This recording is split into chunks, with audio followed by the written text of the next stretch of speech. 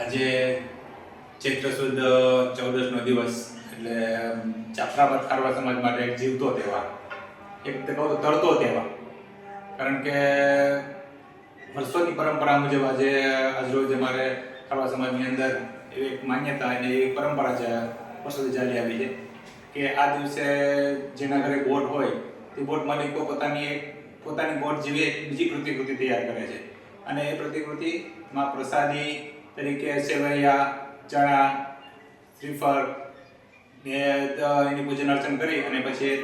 પાંદરી તરીકે અહીં ઓળખવામાં આવે છે અને એ પાંદરી પછી દરિયાદેવને અર્પણ કરવાની એક પરંપરા અહીં વર્ષોથી ચાલી આવે છે. તો આજના દિવસે આ પરંપરા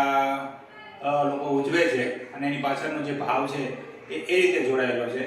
કે ભાઈ આપણી જે મુખ્ય બોટ છે એ સમુદ્રમાં ગઈ છે માછીમારી કરવા માટે, એની અંદર ખલાસીઓ છે, તો આ ખલાસીઓનું રક્ષણ થાય,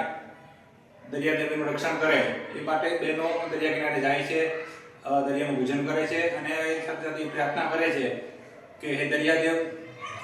અમારી આ જે પાંદરી છે અમે તમને અર્પણ કરીએ છીએ અને એના બદલામાં તમે અમારી મુખ્ય બોટનું રક્ષણ કરજો.